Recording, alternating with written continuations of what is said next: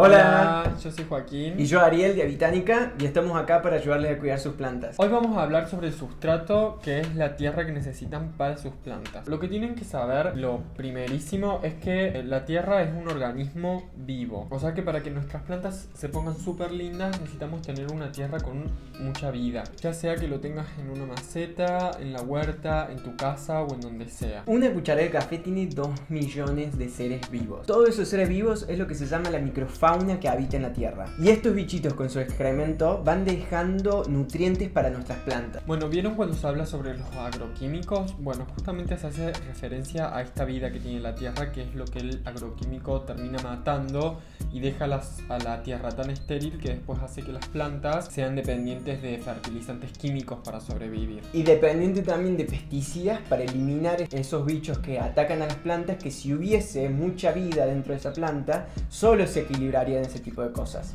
Por eso es importante que nuestra tierra esté llena de vida para que no dependa de estos venenos y de estos agrotóxicos que después se terminan transfiriendo a nuestros cultivos y después terminamos comiendo ese veneno nosotros. Es importante saber esto, entenderlo y si tienen la posibilidad de cultivar en sus casas, hacerlo.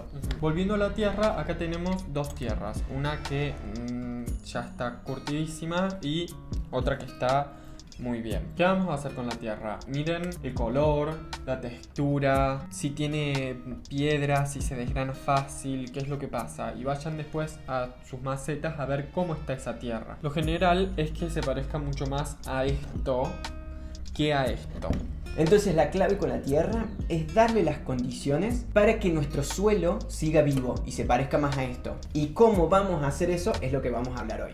Bueno, y para esto lo que tenemos que tener en cuenta es la estructura de nuestra tierra. Pero igual no se asusten porque es más fácil de lo que parece. La estructura de nuestra tierra está compuesta por arena, que es la encargada de que drene bien todo el agua, pero no tiene muchos nutrientes.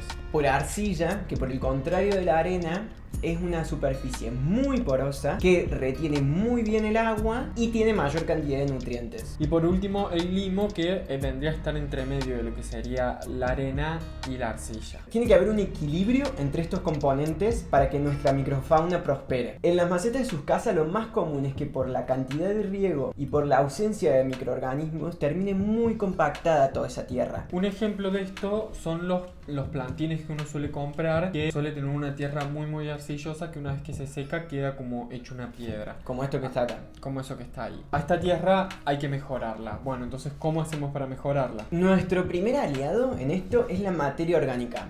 Palitos, ramitas, todas las hojitas que se le van cayendo y secando, todo esto es materia orgánica que va a mejorar la estructura del suelo y además va a servir como alimento para todos estos microorganismos en el tiempo. Van a ir descomponiendo toda esta materia orgánica. Ustedes fíjense cómo está la tierra en lugares donde hay muchas plantas. El suelo suele estar lleno de mucha materia orgánica y lleno de vida. Por eso por ahí es un error cuando compramos plantas que tienen como en la superficie lleno de piedritas, porque eso no tiene nada que ver de dónde viene la planta, a menos que sea un cactus o una crasa. Por eso el compost o el lombricompuesto es mucho mejor para fertilizar la tierra. Cada 6 meses más o menos lo pueden mezclar con la tierra que ustedes ya tengan, o si no, lo que pueden hacer es un puñado de compost en 1 litro de agua y con eso le van regando las plantas y les va a hacer re bien. Entonces, cosas a tener en cuenta con las macetas de sus casas y la tierra. Otra cosa que pasa por el tema del riego y cómo se va compactando la tierra es que al compactarse se tapan los orificios de abajo de las macetas. Y eso hace que el agua no pueda drenar bien, que no pueda salir, se termine estancando y, como siempre le decimos, se pudran las raíces. Entonces, cada 6 meses más o menos también chequen que esos huequitos estén filtrando bien, si no los agujerean un poco.